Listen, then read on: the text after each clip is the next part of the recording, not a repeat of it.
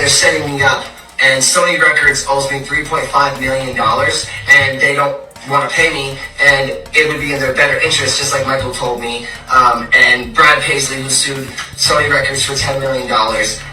They owe me money, and they're trying to...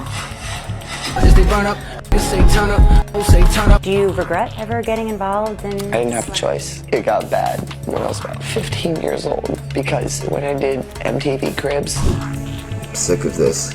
Sick of these people. I'm sick of these haters and jealous people in real life too, and when all I did was protect that girl, all I did.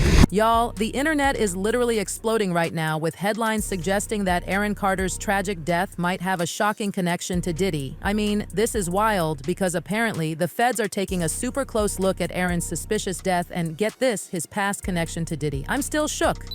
It's just moments away from Aaron's very first performance in the UK in front of 10,000 screaming girls who, from the sounds of it, have got a bit of a crush on Aaron. Okay, so here's the tea. Word on the street is that the feds are getting ready to drop even more charges on Diddy's existing indictment. But that's not even the craziest part.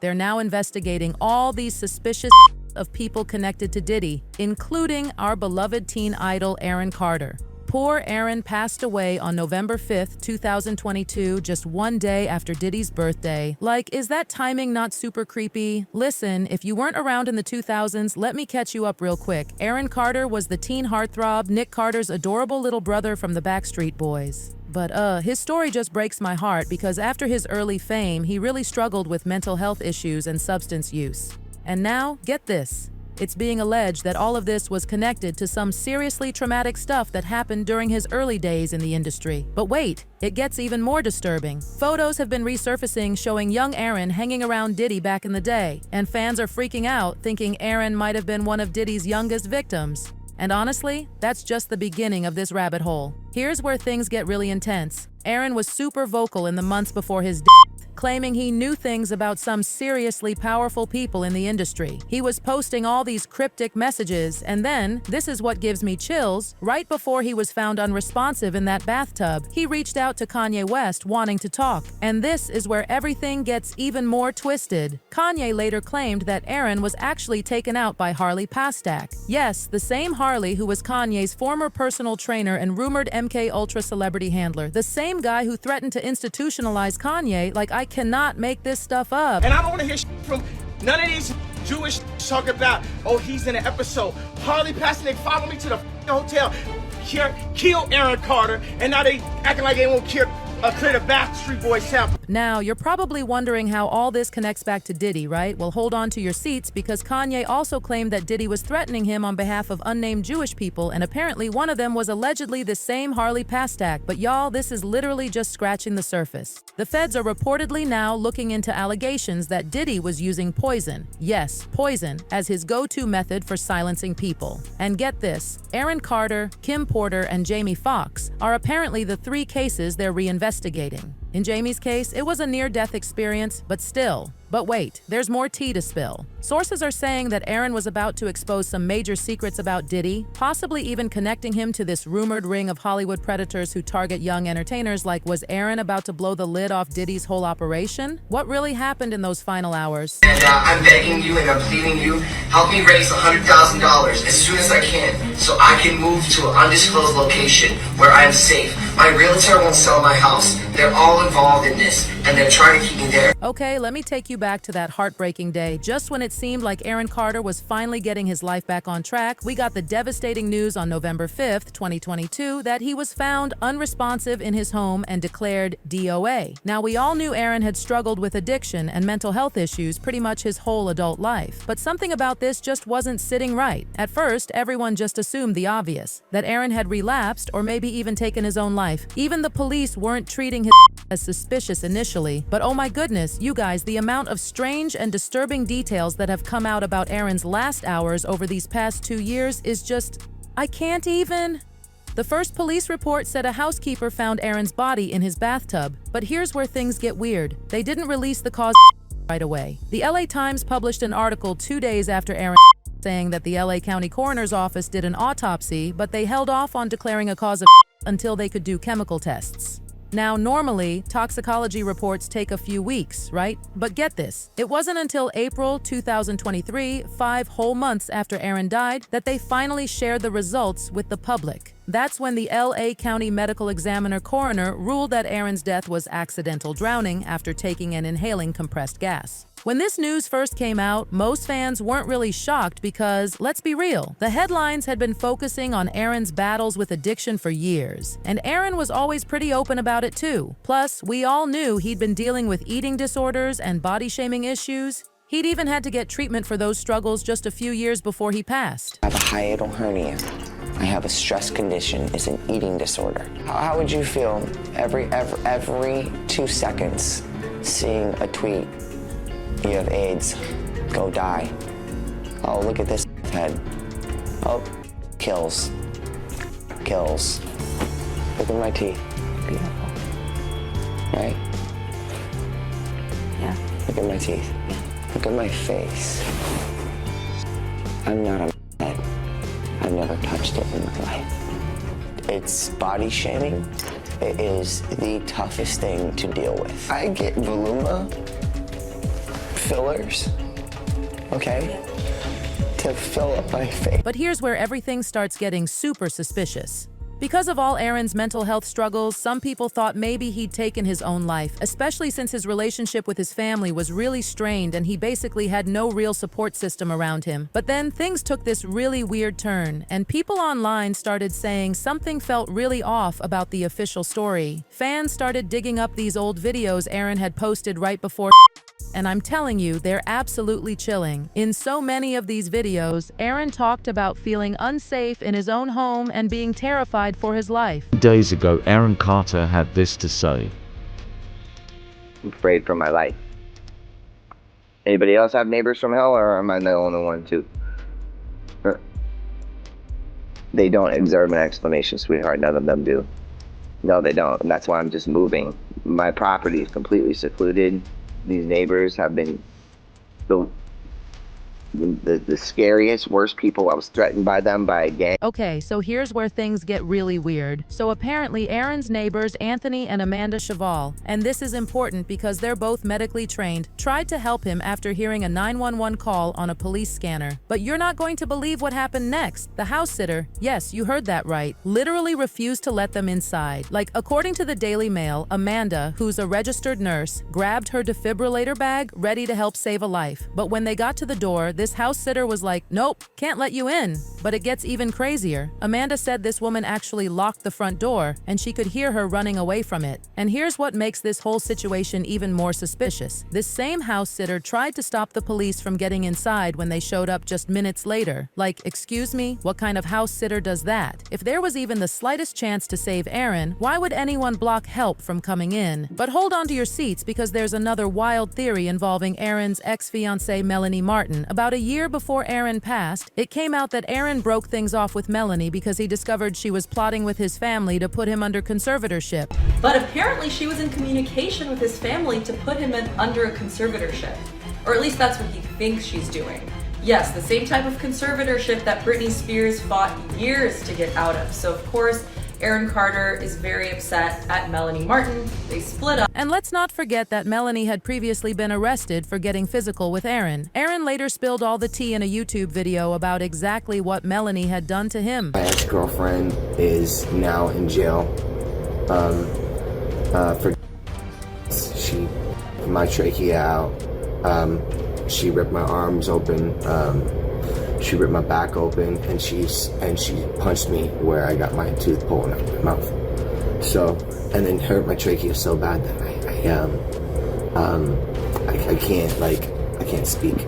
Things got so bad that Aaron had to file for a restraining order against Melanie, and he even went for custody of their son. Now, nobody's really sure if Aaron and Melanie worked things out before he died. Some sources say they reconnected right before his passing, but here's what's super sketchy. Literally, as soon as Aaron died, Melanie shows up with 2 moving trucks at the house where he was found. Like, hello? The police investigation was still ongoing. How was she even allowed to do that, and why did she need 2 whole truckloads when she wasn't even living there full time? And today,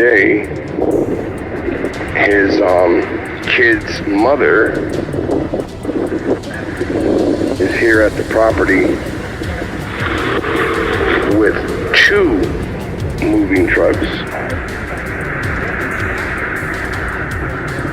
As you guys can see, the sheriff's department, they are here as well.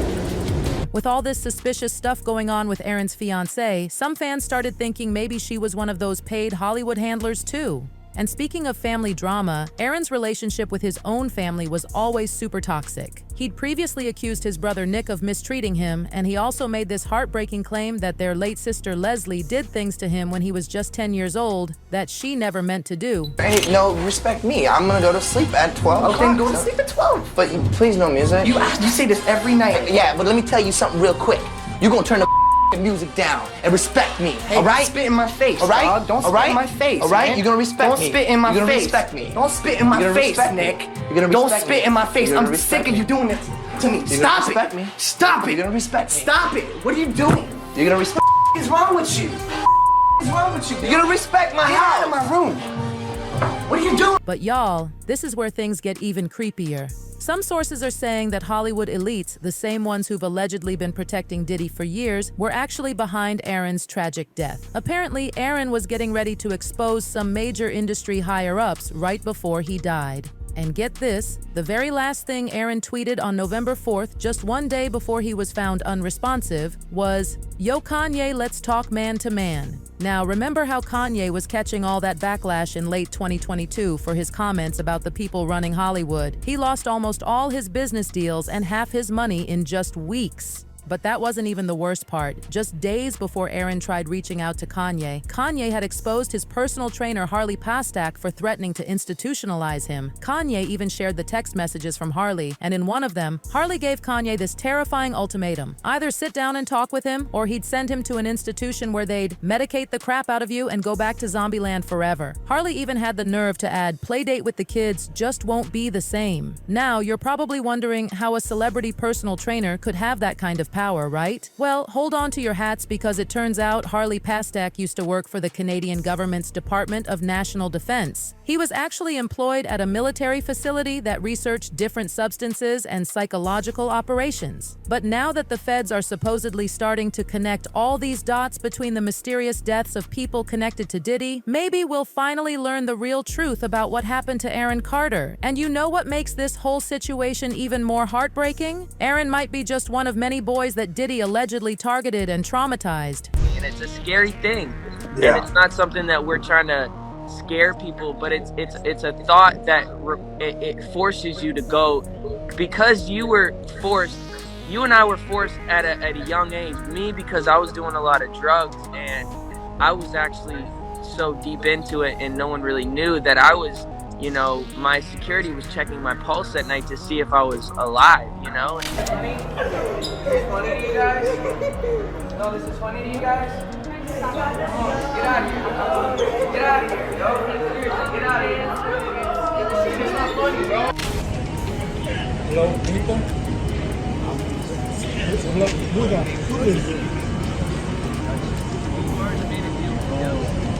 Speaking of which, Justin Bieber just welcomed his first child with his wife, Hailey, a beautiful baby boy named Jack Blues Bieber. But what should be this amazing, happy news has been totally overshadowed by these really concerning reports that Justin is still struggling with serious mental health issues, allegedly because of unresolved trauma from his early days in the music industry. Like, you know how there have been all these rumors flying around that Justin was victimized by P. Diddy and possibly others in the industry? Well, now that Diddy's facing this new lawsuit from a man claiming Diddy assaulted him at one of his parties back in the day, fans are raising serious alarm bells about Justin and his past experiences with Diddy. Meanwhile, sources close to Justin are saying his loved ones are extremely worried because even though he just became a dad, Justin's behavior hasn't changed at all. He was recently spotted lashing out at young fans again. According to Justin's friends, he's dealing with these severe anger issues that he hasn't addressed, and apparently, it all goes back to some serious trauma from his early days in the industry. So what's really going on with Justin Bieber? Is his behavior actually the result of something horrifying that happened to him at the hands of Diddy and other industry folks? Let me break this down for you. My security was checking my pulse at night to see if I was alive, Okay, so there's this absolutely wild new lawsuit against Diddy. This inmate named Derek Lee Cardello Smith just managed to stop Diddy from selling any of his mansions or major real estate, and it's all connected to something super dark that Cardello Smith claims happened at one of Diddy's parties back in the 90s. Get this, Diddy and his legal team actually made a trip to visit Cardello Smith in jail, where they tried to offer him a $2.3 million settlement. Why? Because Cardello Smith claims that back in 1997, at one of Diddy's parties, Diddy spiked his drink while he was unconscious. Diddy's team was hoping this huge payout would keep him from filing a lawsuit about these allegations. The whole meeting went down in the jail's visitor center, and the attorneys who were there are basically witnesses to what some people are calling Diddy's indirect confession. According to his complaint, Cardello Smith says that back in '97, he was working as a bartender at a Detroit restaurant when he got invited to this party at the Holiday Inn where Diddy was hanging out. He accepted the invitation and said that at first, Diddy seemed surprisingly down to earth and gave off positive vibes. But then things took this horrifically dark turn. Smith says he ended up involved in a group encounter with some women and Diddy, but when Diddy started showing interest in him, Smith quickly moved to sit on a couch. When Smith went to get another drink, Diddy offered him one, insisting he drink it. Smith, thinking it was just another whiskey, went ahead and drank it, but soon after, he started feeling dizzy and began to pass out. That's when Diddy allegedly revealed that he'd added a little something to the drink and told Smith that he'd get what he wanted one way or another. I then went to get another drink, and Sean asked me if I needed something else. I said no, and he said, "Here, drink this one." And I thought it was another glass of Jim Beam, so I took it because I had sat one down in the other room, and then I drank some more, and I stayed sitting there and began getting drowsy and started to pass out. And then Sean Combs said to me, "I added a little something to it for you. I will get that from you anyway, one way or another." I then passed out. Fast forward to now, and Cardello Smith is going after Diddy for a jaw-dropping $100 million.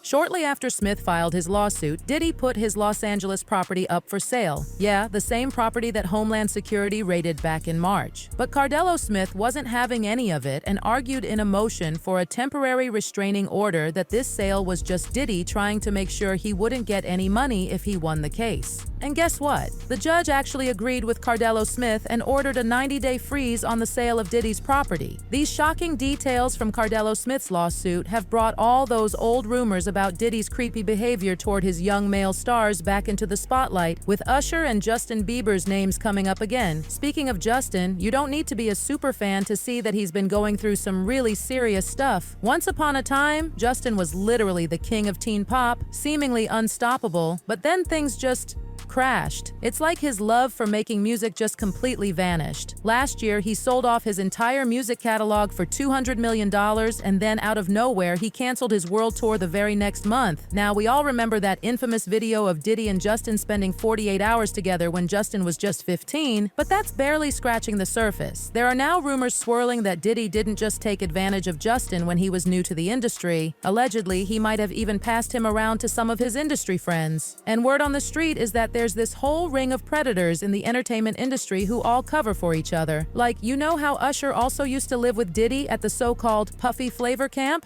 Well, this was apparently L.A. Reid's idea, and speaking of Reid, he's dropped some really questionable comments about Justin Bieber before, fueling rumors that he might have had a hand in introducing Justin to Diddy, just like he did with Usher back in the day. In one interview, Reid even called Justin a gift from Usher. 14-year-old Justin Bieber walks into my office as a gift from Usher, who called a few minutes before and said, "Hey, I'm coming to your office at 3 o'clock.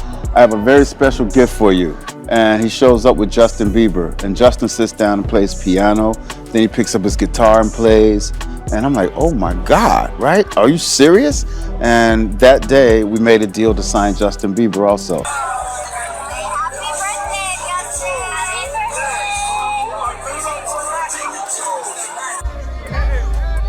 Welcome to the family, John.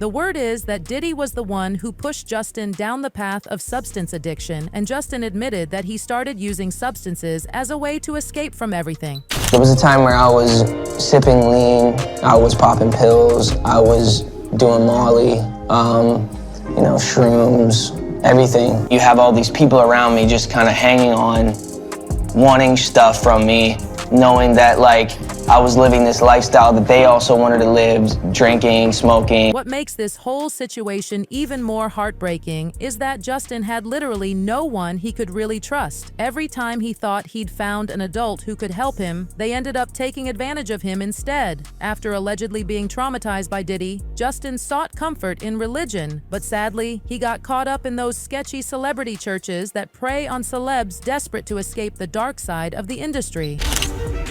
The decisions taken by Brian Houston, the founder and leader of the Hillsong Church. Man, it makes some people out there so angry. Decisions made while he was head of the Pentecostal movement, the Assemblies of God in Australia. The devil does go around as a roaring lion seeking whom he may devour. The predator was his own father, Frank Houston, the high-profile pastor who used his position of power to young boys. Confess your sin to the Lord and he'll blot it out. But despite all the scandals, Hillsong had this major comeback in the mid-2010s, and a lot of that was thanks to celebrity endorsements, with Justin Bieber being one of the biggest names attached to the church. Justin and his wife Hailey were regulars at Hillsong for years. In 2014, Justin even moved in with his pastor Carl Lentz for a few months. And get this, according to Rolling Stone, Justin was baptized by Lentz in this bizarre 2 a.m. ceremony in former NBA star Tyson Chandler's bathtub. But that's not all. Around this time, some super strange photos and videos started circulating online showing Justin and Carl looking way too close for comfort. And who could forget that infamous interview where Justin looked like he was high as a kite while Carl and another pastor seemed like they were worried Justin might spill something he wasn't supposed to? And who could forget that infamous interview where Justin looked like he was high as a kite while Carl and another pastor seemed like they were worried Justin might spill something he wasn't supposed to? I want to live a life that's closer to God than ever before. Absolutely. Justin? Samesies. Samesies. Carl. I want to get close like that wisp is to Justin. No, I want to get better. That's why I just want to love people more. I just want to love Carl more. You're doing a good job with that. So, man. Justin, this is your second time at Hillsong Conference? Yes. And what's different this time about being here? I just think my faith grows every day. So my faith is stronger than 2 years ago. And then there was that video that popped up showing Justin and Carl Lentz in a pool looking like they were about to kiss. Justin's friendship with Carl took a nosedive in November 2020 after Carl got fired from Hillsong for cheating on his wife with another woman. But instead of stepping away from the celebrity church scene, Justin and Hailey joined another sketchy mega church called Church Home. Now here's where things get even wilder. You've probably heard those rumors about Justin and Hailey being in an arranged marriage, right? Justin himself has joked about it before. I think because she was raised Christian, and I think they found out that, like, I think it was an arranged marriage, I'm pretty sure. I'm not. Looking back now, I'm like, it was definitely an arranged marriage. Like, they set this whole thing up. But was Justin really just joking? Or is there some truth behind those arranged marriage rumors? Here's the tea. Word on the street is that Judah Smith, the lead pastor at Church Home and a close buddy of Hailey's dad, Stephen Baldwin, played this huge role in convincing Justin to marry Hailey.